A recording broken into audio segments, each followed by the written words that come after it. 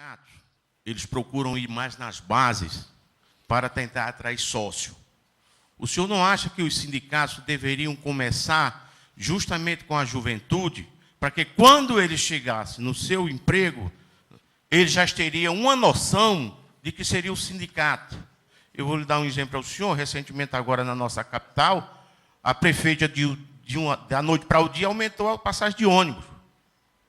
E dentro de 24 horas, os estudantes se comunicaram através das redes sociais e fizeram uma movimentação que nem as centrais, nem os sindicatos estiveram presentes.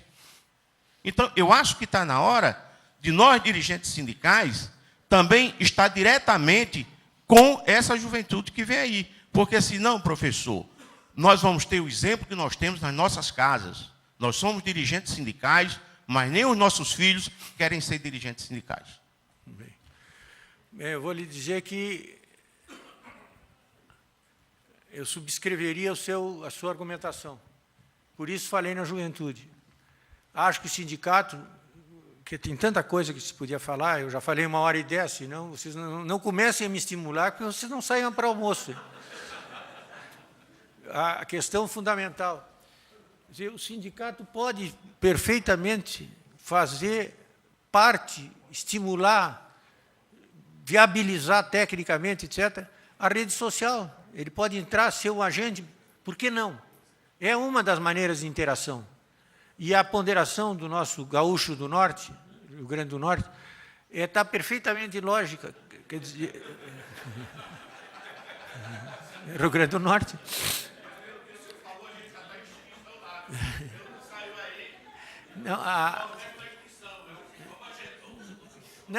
Eu acho, ao dizer que se pode ou se deveria ou era bom fazer cursos de qualificação profissional, educação sindical, usar a educação à distância, eu penso que prioritariamente no jovem.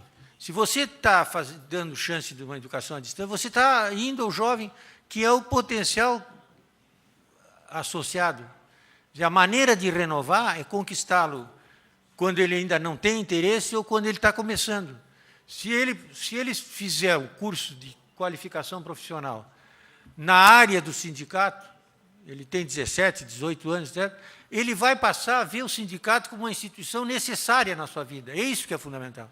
Senão, ela é marginalizada completamente. E ele tem outros estímulos, a rede social sem o sindicato, a internet, enfim. E o sindicato vai ficando de lado. E se o sindicato, além disso, tiver uma capacidade limitada de prestação de serviço, aí mesmo que não vai perdendo. Então, o sindicato é estranho no Brasil. Cada vez mais, eu sou um aposentado, hein, deixar claro. Não do Senado, porque eu votava contra aquele negócio da aposentadoria precoce, então, quando saí do Senado, eu abri mão da aposentadoria. Mas eu sou aposentado da Faculdade de Direito, da Universidade Federal do Rio Grande do Sul, que, aliás, paga pouco, por sinal. Eu acho... Eu sei o quanto eu me arrependo de ter assinado aquele documento e não querer a aposentadoria do Senado. Mas eu acho que a ideia de sindicalismo no Brasil precisa levar uma sacudida, porque uma grande presença no sindicato hoje é dos aposentados. Muitos aqui podem ser, alguns podem ser, muitos, não sei. Os sindicatos metalúrgicos de São Paulo, eu até ontem comentava com o Antônio, é o maior sindicato no Brasil, em número de associados, da capital. 32% eram aposentados. Então, você tem a característica fantástica de que um sindicato de metalúrgico, de bancário, do Senalba, de repente seja presidido ou dirigido por toda a diretoria de aposentados. Então, fica uma situação, pelo menos, o sindicato de trabalhador é dirigido porque não é mais trabalhador. Então, eu achei correto criar-se um sindicato dos aposentados. Então, aposentados todos estão lá, porque num sindicato em que parte das pessoas são aposentadas e parte não são, fazendo um exercício satânico, você pode chegar numa negociação coletiva e o empregador oferecer um bônus complementar Ele sabe que tem 1.000 associados que são aposentados e tem 2 ou 3 mil que não são aposentados. Ele oferece um bônus interessantíssimo para os aposentados e um reajuste baixo para a ativa. Vai para a Assembleia, vai ser uma complicação, porque, evidentemente, o aposentado está achando maravilhosa a proposta e o trabalhador da ativa está achando insuficiente. Então, esse mecanismo do aposentado, eu acho que o aposentado tem que ter o sindicato dos aposentados, a união dos aposentados, mas o sindicato dentro da estrutura, se for muito numeroso, há uma situação que fica um pouco hermafrodita, fica um pouco difícil de caracterizar. E num sindicato como o Senalba, que são múltiplas atividades, ainda é mais interessante, vamos dizer, analisar esse tema. Se bem que nós vamos defender os aposentados. Sabe, a gente, com o tempo, a gente aprende muita coisa. Muita coisa inútil também, mas alguma coisa útil também. Bom dia, professor Carlos Alberto. Meu nome é Sérgio, eu sou do estado de Minas Gerais, do Senalba de Minas. Eu vou fazer uma pergunta para o professor. Na visão do professor, o professor disse aí sobre o fortalecimento dos sindicatos, das federações, das confederações, e até chegou a sugerir que os Senalbas estão prontos para criar uma confederação. A pergunta que eu faço, na visão do senhor, e isso vai ter até uma provocação depois, que eu serei aqui execrado pelos meus pares, as centrais sindicais, elas enfraquecem essas outras organizações? Para falar claramente, eu acho que elas não enfraquecem a confederação que se faz valer. A confederação, seja a CNTI, seja a CNTC, tem legalmente, institucionalmente e historicamente um espaço de ação. Agora, a central sindical é aquela história, quer dizer, se você não operar na sua área, se você não cuidar do seu terreno, eu invado. Essa que é a verdade. E isso é uma característica de ação política, porque, na verdade, vamos ser bem claros, quem demarca o espaço de ação é a lei, em primeiro lugar, mas, em segundo lugar, é poder político. É ser representativo e tido como tal pela sociedade e até pelo governo. Quer dizer, quando chegar a discutir assunto de interesse da categoria, ser chamado porque é importante. Se tiver uma confederação originária do Senalba, ela tem que ser plena na representação que ela tem direito. E a lei é clara. A Constituição reservou espaço específico, está lá o artigo. Criou-se até a contribuição confederativa, não é isso? Quer dizer, a ideia do sistema sindical brasileiro é dos três degraus. Esse que é o princípio, sindicato, federação e confederação. E circunnavegando por cima as centrais. Mas há espaço suficiente para quem cuidar do seu galinheiro. Se não cuidar, a central toma conta, como tem tomado conta, e não é um crime, eu não estou condenando as centrais, eu estou cobrando das entidades confederativas que não deixem isso, não no sentido de fazer não é de se opor, é de fazer um processo harmônico, fazer um processo sinfônico até, porque se todos atuarem dentro do seu espaço, há lugar para todo mundo. E todos serão mais poderosos.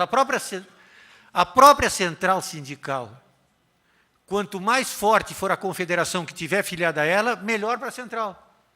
Agora, se a confederação não atuar, ela toma conta do espaço e fica um branco na área da confederação.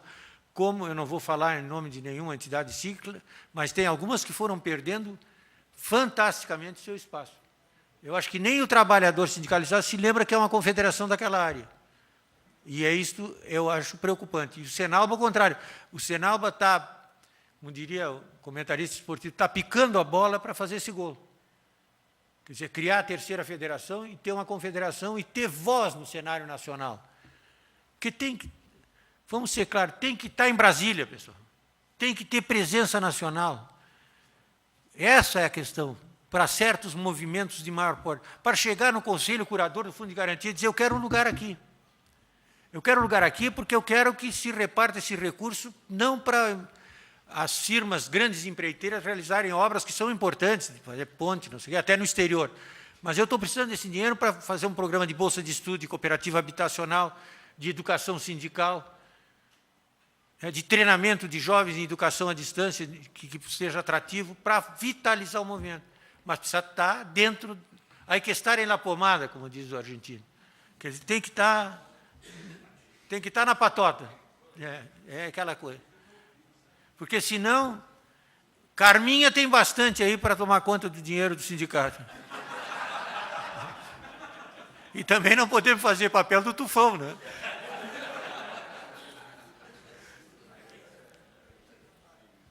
Professor Chiarelli, bom dia. Bom dia. Com muita emoção escutei a sua palestra. Eu participei dessa posse do presidente Johan em 82 e de lá, ou antes disso, já acompanhava o senhor.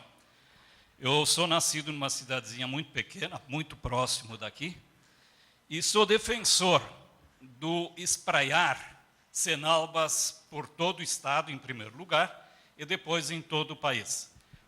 Nós aqui, desde o início, eu sempre fui defensor de termos Cenalbas, o maior número possível de Cenalbas que pudessem se autossustentar no interior do Estado. E até numa oportunidade fizeram brincadeira comigo que eu era o padrinho do Cenalba Caxias. Cadê o Alceu agora? Está lá do outro lado. E nós, numa noite de vinho, um pouco em demasia, começamos a pensar sobre a questão da confederação. Se nós tivéssemos uma confederação exclusiva do Cenalba, provavelmente nós teríamos alguma representação forte em Brasília. Que ao longo dos anos se percebeu que nós trabalhadores, não temos representação em Brasília. Tanto é que quando o nosso ex-governador Jair Soares foi ministro da Previdência Social, ele, numa oportunidade, disse, olha, gente, agora não é mais 20 salários mínimos a aposentadoria, só 10. Depois, novamente, o nosso governador Brito disse que não é mais 10 salários mínimos a aposentadoria, só 10 de referência. E ninguém sabia o que era o tal de referência. E agora, novamente, chegaram com um outro esquema para aposentar. E o nosso dinheiro, que foi pago ao longo dos anos, desapareceu. Novamente, o senhor citou que ele foi parar lá no, Itaipu, pontes, estradas e tal. Eu acho que, se a Previdência tem essa sobra em caixa, ela até pode ser aproveitada, mas tem que ter um retorno depois. O que a Itaipu está devolvendo para o Estado brasileiro em termos de imposto, em termos de dinheiro para a Previdência? Absolutamente nada. Então, nesse sentido, eu acho que nós temos que nos unir, criar Cenalbas e criarmos a confederação para que tenhamos representação em Brasília. Só isso. Obrigado. Diz que tudo aconteceu quando estavam tomando vinho, demasia. Tem um ditado italiano que diz: empi il bicchiere voto, vota il bicchiere pieno, non lasciar mai voto, non lasciar mai pieno. Quer dizer, enche o copo vazio, esvazia o copo cheio. Nunca deixa cheio, nunca deixa vazio. Isso para o vinho, naturalmente. Então, eles deviam estar nesse processo. Não, vai ficar vazio, então toma. Mas não, agora enche. Então, sempre tem que deixar nunca vazio, nem nunca cheio. Mas isso é um ponto de equilíbrio que vale para os cenalbianos e para qualquer outro. Mas eu acho que a questão de criação de entidade é uma questão recomendável na medida que a entidade seja capaz de se autogerir e se autofinanciar. Né? Quer dizer, se tem 20 pessoas numa cidade, para abrir um sindicato, que vai ter que ter uma sede, que vai ter que ter um funcionário, não tem sentido. Então, da cidade vizinha atende. Mas onde há potencial adequado e realidade administrativa e quadro social, acho que é fundamental. Como é fundamental, vale a mesma expressão, criar mais uma federação, ou duas até, o que a bunda não prejudica. Vocês já estão pensando outra coisa, não é nada disso. Então, o que é importante é ter essa representação e ter presença em Brasília. Porque esse negócio que falasse da Previdência é incurável a Previdência brasileira, não pela parte da Previdência privada, que ela é relativamente equilibrada. é que o caixa comum junta a previdência do servidor público. Aí não há possibilidade de equilibrar, porque o servidor público se aposenta com o salário do último mês. Então, consome um número muito menor, consome praticamente igual ao consumo de toda a área privada. Se não houver mudança, e eu não estou aqui propondo mudanças previdenciárias, já estou meio veterano para tratar desse assunto, mas cada vez mais você se aposenta, você paga sobre 10 salários mínimos, se aposenta recebendo 7, daí 4 anos está recebendo 13, periga daqui 3 ou 4 anos tu tem que pagar complemento ainda para dizer que é aposentado e não receber nada. Porque é um processo de degradação do benefício que é inaceitável, porque previdência é baseada em cálculo atuarial. De tantas pessoas contribuem, tantas pessoas recebem, o cálculo é tal. Agora, se um sistema montado assim tem que sustentar um outro que não tem nenhuma relação com o cálculo atuarial, que é o serviço público, evidentemente o dinheiro sai daqui para esse lado e começa a faltar aqui. Então tem que começar a cortar o benefício, porque o valor seria lógico, tu tem que manter. O cidadão se aposentou sobre 7 salário mínimo, é porque ele contribuiu sobre 7 salário mínimo. Então ele tem que continuar recebendo 7 salário mínimo. A economia do país está dizendo isso, é a realidade. Não, ele vai baixando e, claro, diminui aqui os custos na área privada para sustentar o déficit na área pública. Isso é inviável e impossível.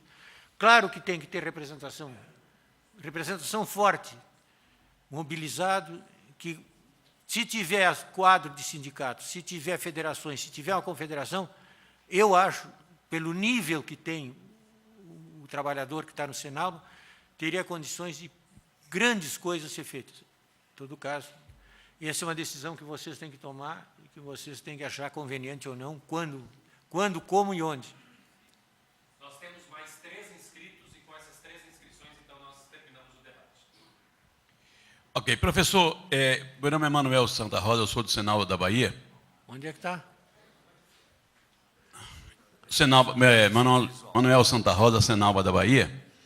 E eu queria fazer assim um breve comentário para ouvir exatamente o que o senhor acha. Quando a Constituição de 88 foi implantada no país, no Brasil, nós deixamos de sermos atrelados ao governo, o sindicato deixou de ser atrelado ao governo.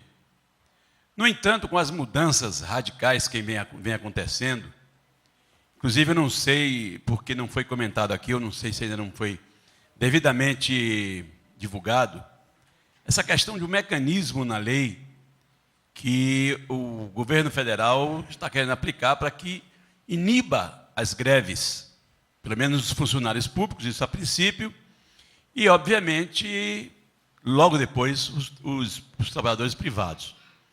Então, isso me traz uma confusão muito grande na cabeça, porque nós entendemos que o governo não tinha nada mais a ver com o sindicato. Nós ouvimos uma palestra ontem onde a Promotoria Pública vai exigir que todo o imposto sindical seja controlado por essa promotoria. Então, de que forma os sindicatos podem andar se o governo está com todas essas ingerências previstas e muitas já agindo contra nós? O que é que nós podemos fazer se nossa categoria às vezes é tão acomodada, e nós, sindicalistas, o que podemos fazer para combatermos essas arbitrariedades, essa autoridade excessiva em termos do governo para o sindicato? Obrigado. O senhor é do Estado, qual é? Bahia. Tá bom. O senhor viu o que acontece no frio com os baianos aqui naquele filmezinho? Mas seja bem-vindo à nossa terra. E o que eu gostaria de lhe dizer é que eu saltei aqui, porque estava demorado. O artigo 8º da Constituição estabelece claramente a autonomia de gestão sindical. Está claro, está evidente e indiscutível. Justamente para acabar com aquele mecanismo que vinha do período da própria CLT, das influências do golpe de 1937, da influência da Carta de Lavoro italiana do Arturo Rocco, que era do tempo do Benito Mussolini, que o sindicato, na verdade, era, até a Constituição, até o modelo de ata era modelo impresso no Ministério do Trabalho, vinha só para preencher os vazios. O livro era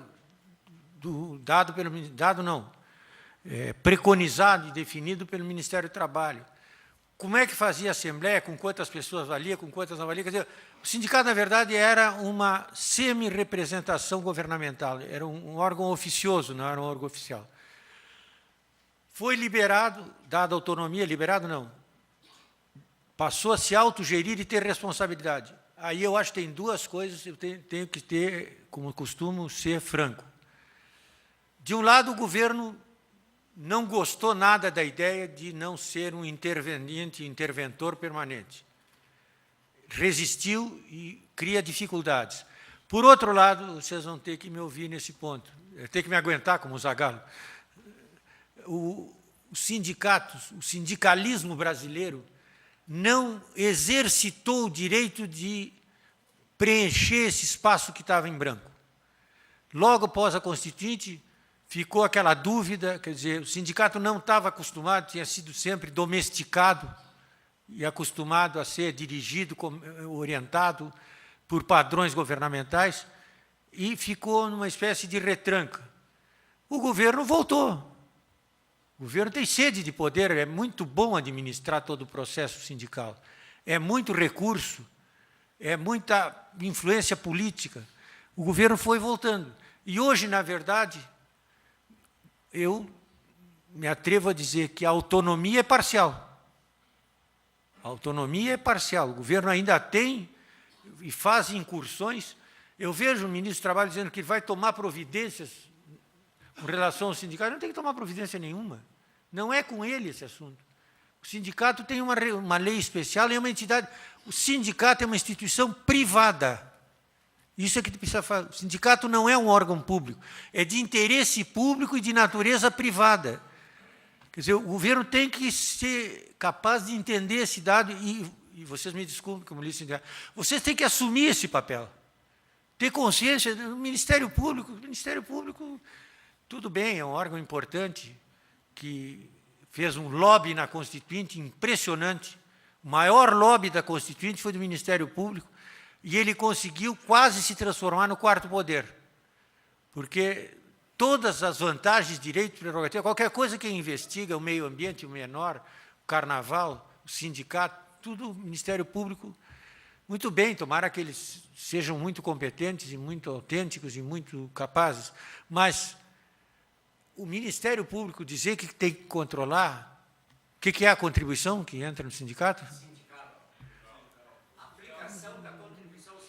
Mas isso foi norma que a Congresso decidiu, que não cabe nem no Tribunal de Contas.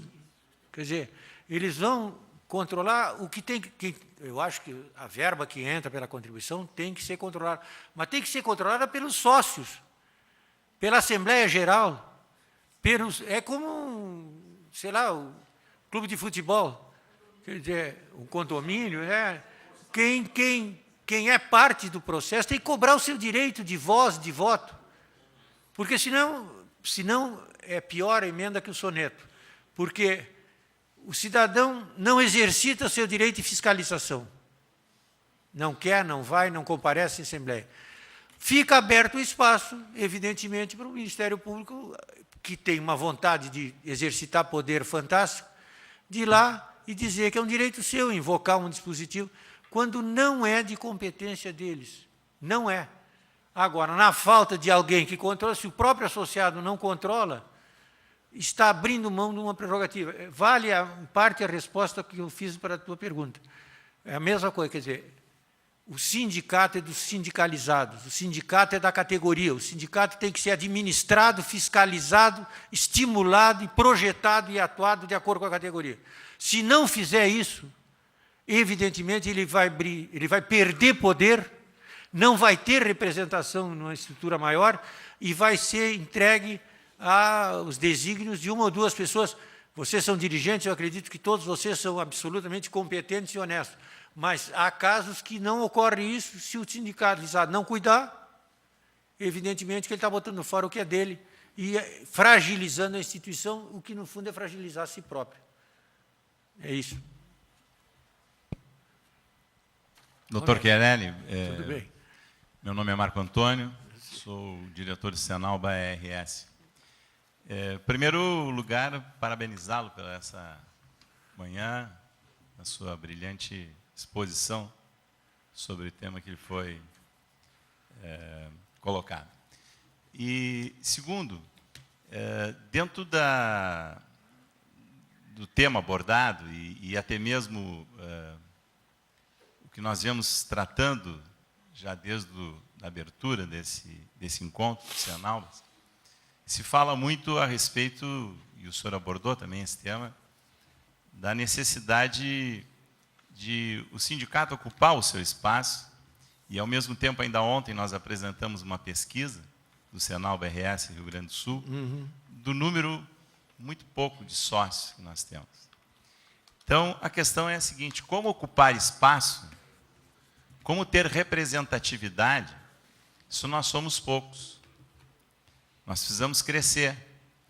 E eu vi em determinado momento da sua fala, e essa é meu direcionamento, a minha pergunta, é no sentido de que há um espaço para a qualificação, existe recurso. E eu perguntaria então, qual a sua opinião e como o senhor vê a necessidade, com a sua experiência que o senhor tem, nós vivemos uma crise de liderança. Faltam líderes. Nós vemos na política e no movimento sindical também, por que não?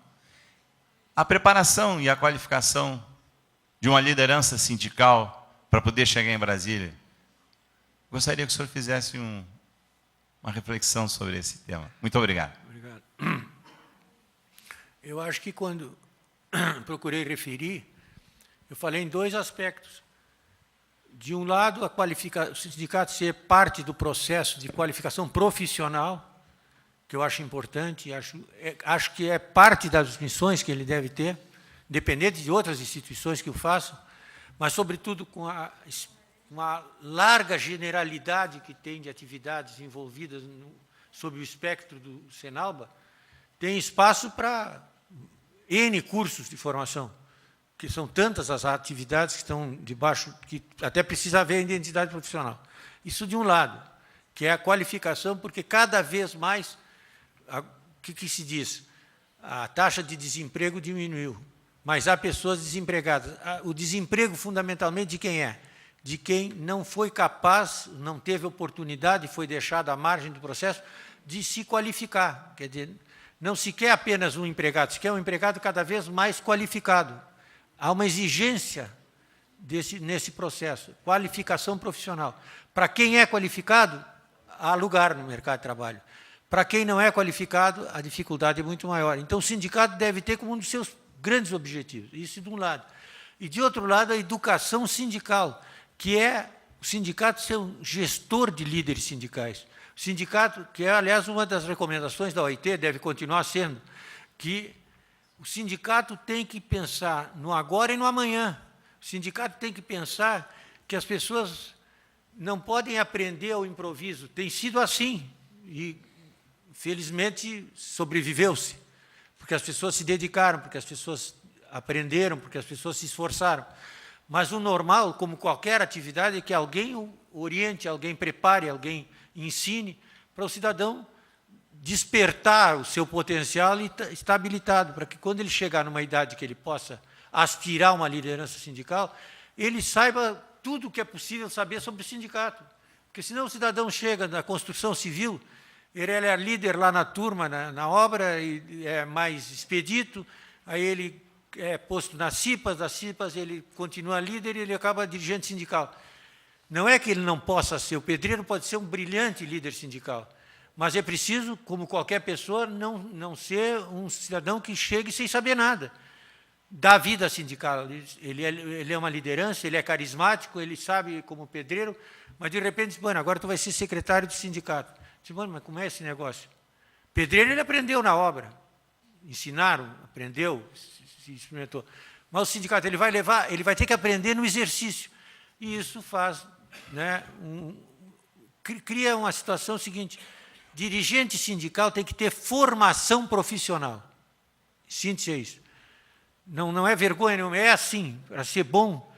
Agora, há o cara que nunca treinou, chega no dia do jogo, dizia, o cara é bom, bota no campo, faz 3 gols. Mas esse é um caso excepcional.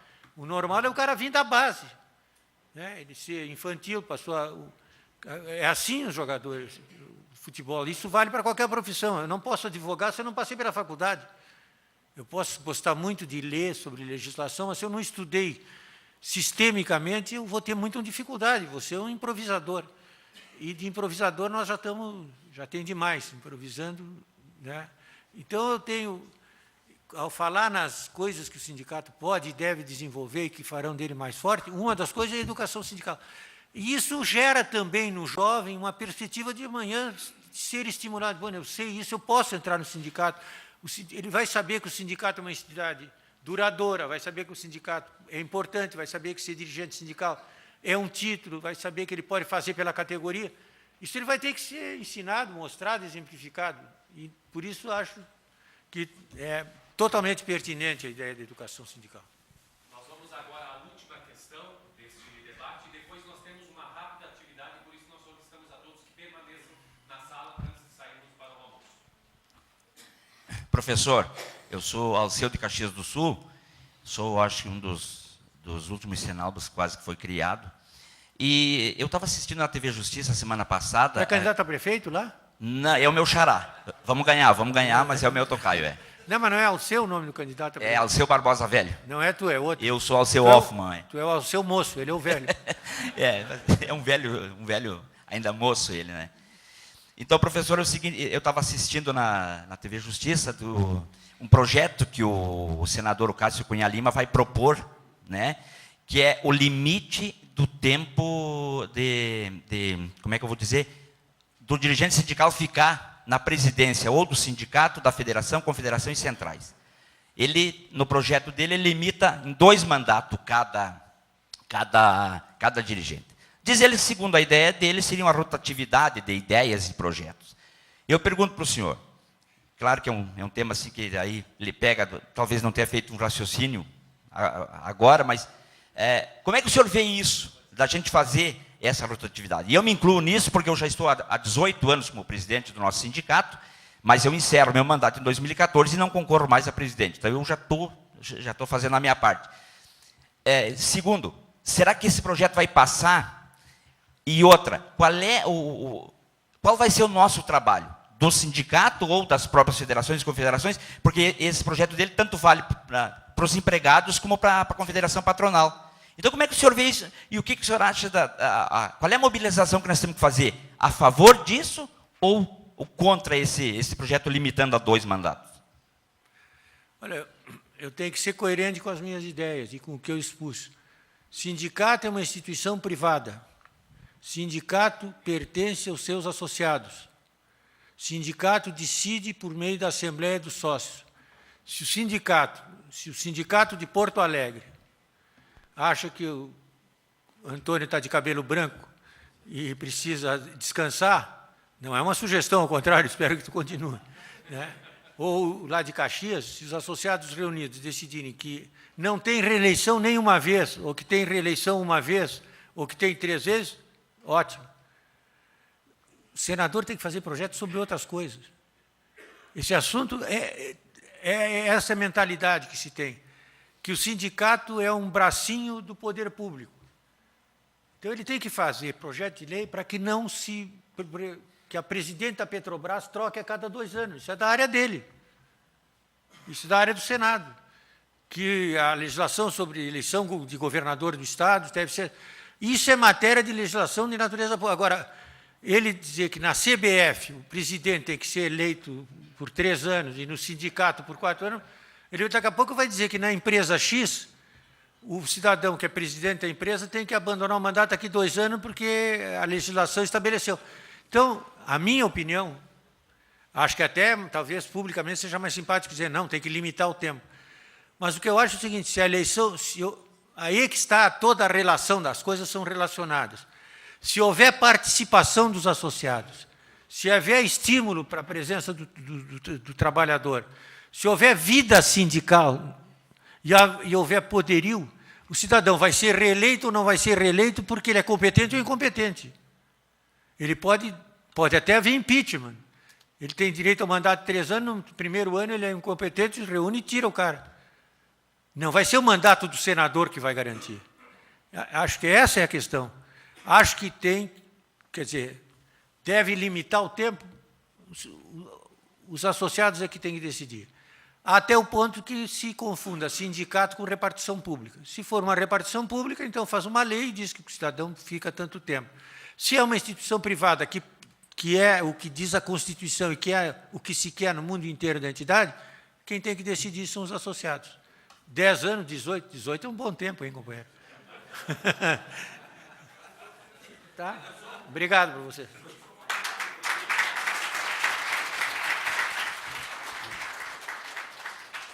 Eu só gostaria de complementar, eu acho que tenho esse direito, que quando o Marco Antônio fez a colocação, e eu nunca escondi, eu acho que a única central sindical e o único, a entidade de segundo e terceiro grau que tem se preocupado em treinar a militância é a CUT.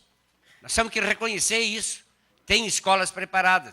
Existia antigamente em São Paulo, não sei se alguém fez, doutor Batu, me recorda o nome, como é que era o nome do instituto que nós tínhamos um convênio, como é que é? ICT.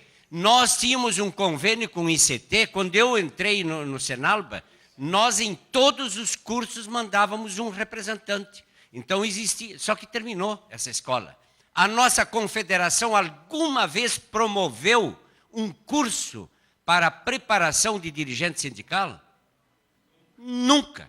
Então, exatamente, é quando ele coloca, onde existe o vácuo, alguém toma o espaço. Quer dizer, nós temos que procurar tomar espaço. Mas eu fico muito gratificado, porque recordam que, pelo regimento interno, havia o objetivo do encontro.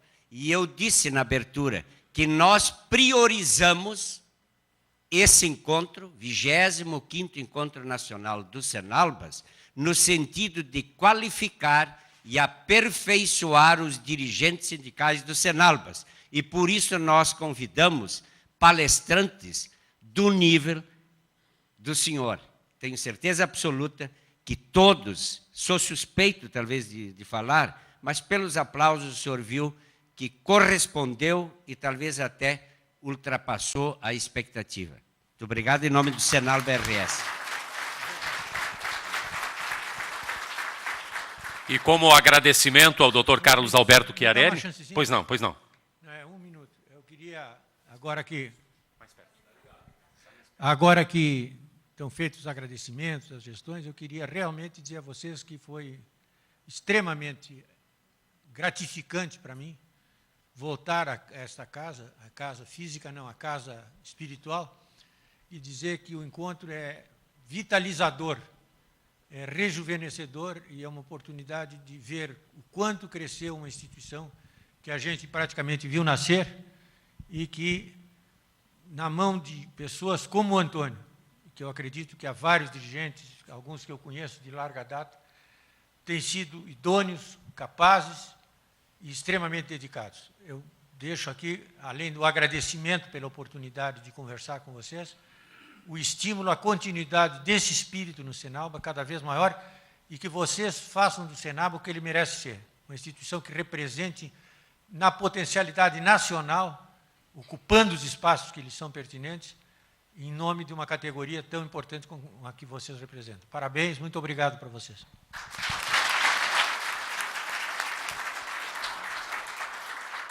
E como forma de agradecimento ao Dr. Carlos Alberto Chiarelli, nós convidamos agora a senhora diretora de Cultura, Formação Profissional e Lazer do Senalba RS, Leidiana Staque Marques, para a entrega de uma estatueta do Laçador, o nosso tradicional símbolo do Rio Grande do Sul, e uma caixa de bombons da Lugano.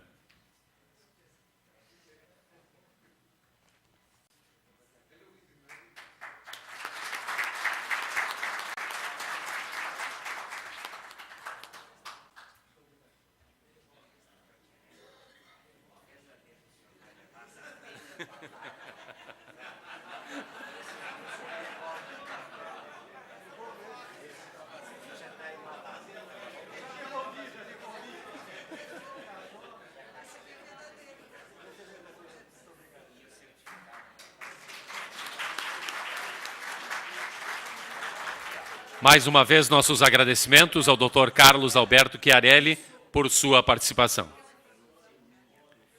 Nós lembramos a todos que, após a atividade que nós teremos agora com o Senalba do Rio de Janeiro, nós teremos um intervalo para o almoço e nós solicitamos a todos que retornem pontualmente às 14 horas, porque nós teremos uma palestra especial sobre comunicação e os diversos aspectos da comunicação. Essa palestra com a doutora Mara Belal, ela não é só para os participantes, para os dirigentes, também para os acompanhantes. Os acompanhantes também estão convidados a comparecerem para acompanhar esta palestra sobre comunicação e seus diversos aspectos, às 14 horas pontualmente.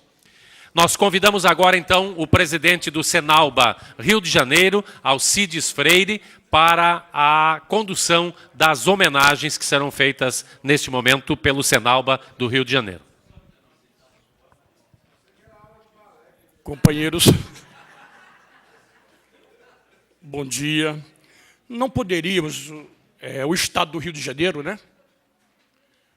Na sua delegação, o companheiro Arinelso e o Derval, trazer uma lembrança simples, mas é igual o Cristo, de coração aberto.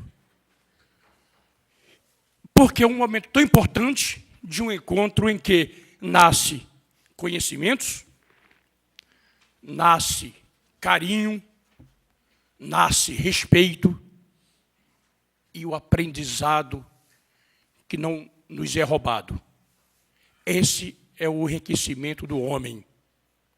E na qualidade de dirigente, estou dirigente, aprendendo todos os dias com o segmento de palestrantes, de companheiros, cada um com uma história. Mas são histórias reais que convivemos no nosso dia a dia. E essa lembrança vai ser entregue pelo companheiro Derval e o Arinelso. Vou chamar cada representante para recebê-los. É oferecido pela Secretaria de Turismo e o Senalba do Estado do Rio de Janeiro. Queria chamar a companheira Fátima, do Senalba Aracaju.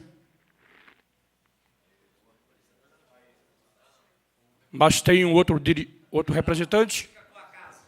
Fica com a casa. Vai receber na secretaria. Bahia, Armando. Santa Rosa, por favor. O companheiro Arinelso vai lhe passar as mãos. Brasília.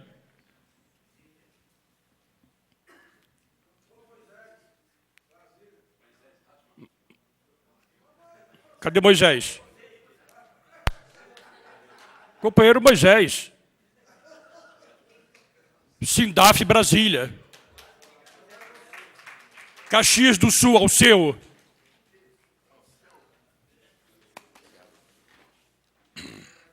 Cruz Alta, Valdeci.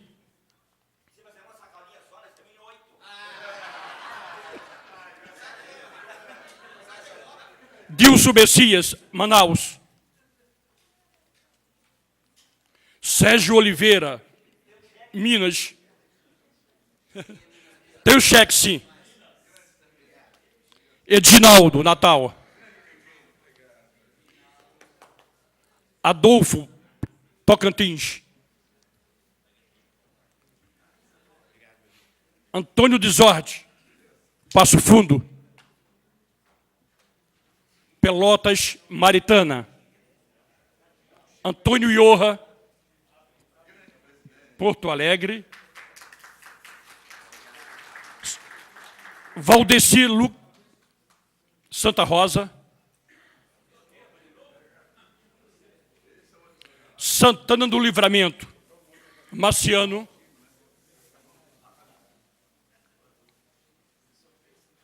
Santo Ângelo, Adelar. São Paulo, Luiz Carlos Pedreira, da figura de o professor Stanley, nosso representante da OIT, nossos agradecimentos.